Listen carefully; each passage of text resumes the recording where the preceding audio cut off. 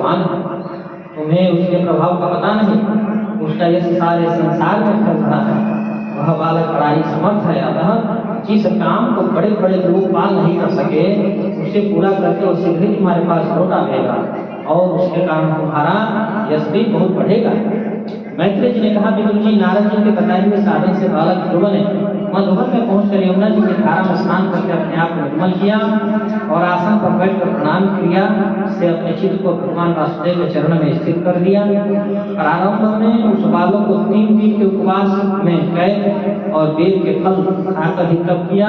फिर यमुना जल पीकर समाधि योग के से भगवान की आराधना की तथा 5वां महीना लगने पर सांस को भी झील कर पैर की अंगूठी पर खड़े रहकर भगवान वासुदेव ने अपने चित्त को स्थिर कर दिया। ध्रुव की तपस्या के तेज से समस्त स्थावर जंगम जीव के शरीर का प्राण एक साथ भी रुक गया।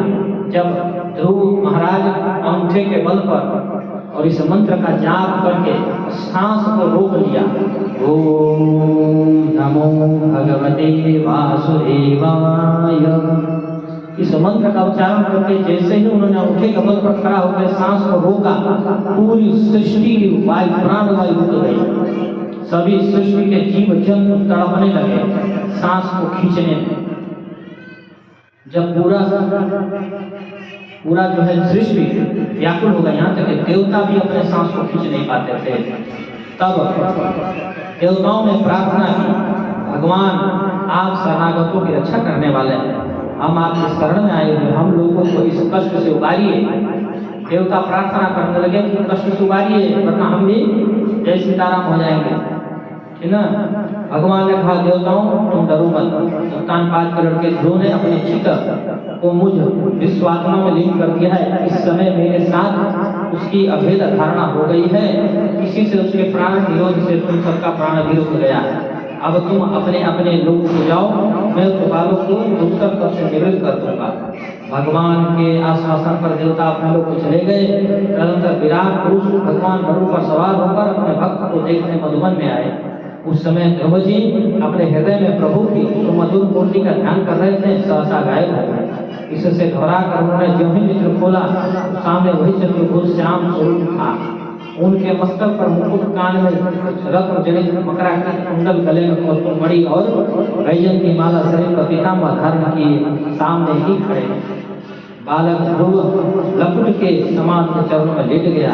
फिर कुछ धैर्य के साथ उसने कहने लगा, यो अंतः प्रविश्य मम वाचमिमं प्रसुप्ताकं संजीवत्यखिल शक्तिधरं स्वधाम्ना अन्याश्च हस्तचरणं सर्वतोभागतीनां प्राणान् नमो भगवते पुरुषाय तुभ्यम्।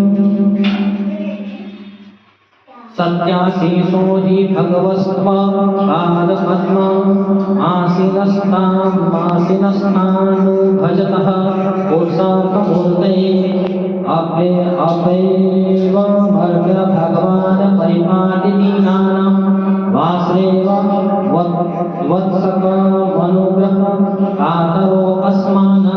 बालक ने कहा, प्रभु आप सर्वशक्ति संपन्न है, आप ही मेरे अंतःकरण में प्रवेश कर अपने तेज से मेरी सोई हुई वाणी को सजीव करते हैं तथा हाथ, पैर, कान और त्वचा आदि अन्य इंद्रियों और प्राणों को आप ही चेतना देते हैं। मैं आप अंतर्यामी भगवान को प्रणाम करता हूँ तथा जो लोग ऐसा समझकर निष्काम भाव से आपका निरंतर भजन करते हैं तथा उनके लिए राज्य आदि भोगों की अपेक्षा केवल आपके चरण कमलों की प्राप्ति का ही सच्चा फल है। स्वामी, यदि बात ऐसी है कि तो भी गौ जैसे अपने हाल के बच्चे को दूध पिलाती है तथा व्याघ्र आदि से उसे बचाती रहती है, उसी प्रकार आप भी अपने भक्तों पर कृपा करने के लिए निरंतर विकल रहते हैं। रहने के कारण हम जैसे सकाम जीवों की कामना पूर्ण करके संसार रूपी भय से हमारी रक्षा करते रहते हैं। भगवान ने कहा, उत्तम व्रत का पालन करने वाले राजकुमार, मैं तेरे हृदय का संकल्प जानता हूँ। यद्यपि उस पद का प्राप्त होना बहुत कठिन है, तो भी मैं तुझे वर देता हूँ तेरा कल्याण हो। भद्र बालक, जिस तेजोमय अविनाशी लोक को आज तक किसी ने प्राप्त नहीं किया, जिसके चारों तरफ ग्रह नक्षत्र तारा ज्योतिष चक्र लगाता रहता है, वह लोक मैं तुझे देता हूँ। अभी तेरे पिता तुझे राज सिंहासन देकर वन को चले जाएंगे, तब तो 36,000 वर्ष तक धर्म पूर्वक पृथ्वी का पालन करेगा। तत्पश्चात बालक ध्रुव से पूजित हो और उसे अपना पद प्रदान कर भगवान गरुड़ध्वज उसके देखते देखते अपने लोक को चले गए। संकार सिद्ध जिन्हें समाज द्वारा अनेकों जन्मों में प्राप्त कर पाते हैं, उन भगवत चरणों की छाया ध्रुव जी ने 6 महीने में ही पा लिया तथा ध्रुव जी भी भगवान के आज्ञा अनुसार अपने नगर को लौट गए। अब यहाँ पर ध्रुव जी को 6 महीने में दर्शन हो गया।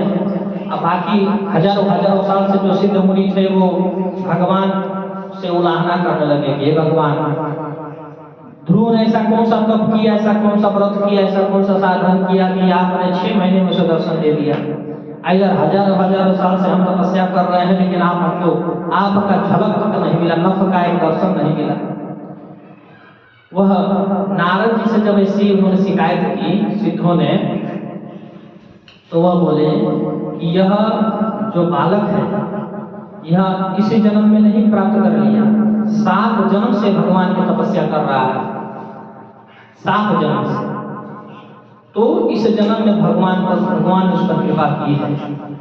ये पिछले जन्म में तप करते करते शरीर छोड़ चुका है, उसके अगले जन्म में इसने तप किया और पूरा नहीं कर पाया, उसके अगले जन्म इसने तप का शुरुआत किया, भगवान को पाने की लालसा और अभिलाषा रखी थी, तो वह जन्म गया, फिर दूसरा प्रयास किया, फिर तीसरा प्रयास किया, चौथा, 5वां, 6वां, 7वां जन्म में जाकर के श्री हरि को पाया। इतना आसान नहीं कि 6 महीने में कोई पा गया, ठीक है ना।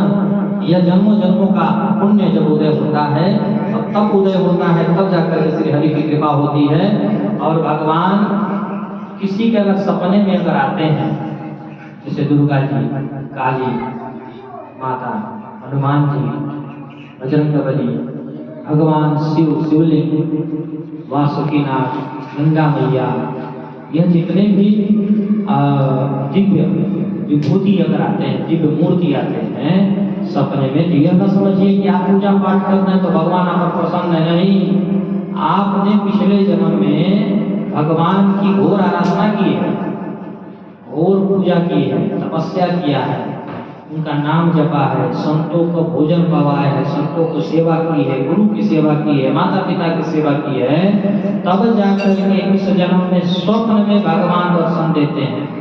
नहीं तो स्वप्न में ये दर्शन नहीं मिलता है भगवान का। बहुत कोई बिरला ही होगा जिसे भगवान स्वप्न में आकर के सुदर्शन दें, ठीक ना।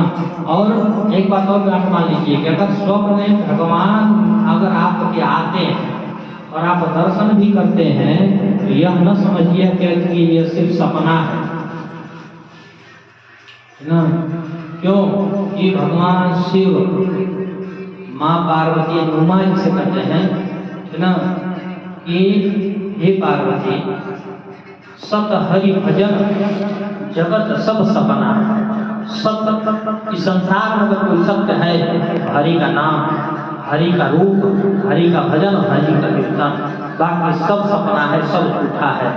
तो अगर सपने में भी भगवान की मूर्ति अगर आपको दिखाई पड़ती है या भगवान का स्वरूप, उनका रूप दिखाई पड़ता है, तो निश्चित समझिए कि भगवान ही आपके पास आए थे, आपसे मिले, आप पर कृपा करने के उद्देश्य से आपके सपने में आए।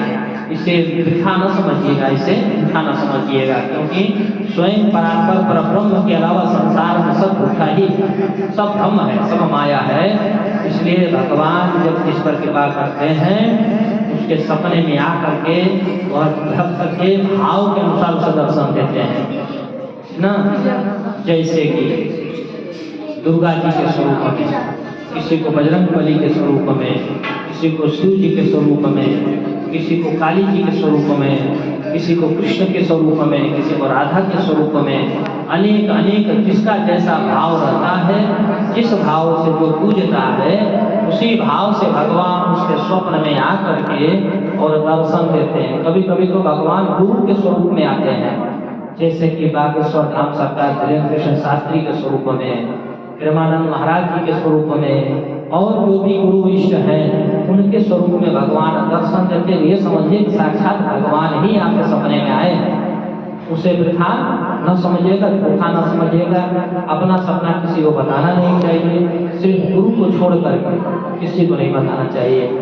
जो कथावाचक हो, जिससे आपने इच्छा ली हो, वही गुरु से पूछा जाता है, अन्यत्र कहीं नहीं पूछना चाहिए, वरना भगवान की अहेतुक कृपा बंद हो जाती है, वहीं पर रुक जाती है। हो सकता है कि आपके कुल देवता, इष्ट देवता, गुरु देवता प्रसन्न हो और वही आपको कृतार्थ करने के लिए आपके पास आए हो, और जब आप अपने सपने के बारे में किसी को बता देते हैं तो फिर भगवान की कृपा वहीं पर रुक जाती है। क्यों रुक जाती है? जैसे पत्नी से कोई भी गुप्त बात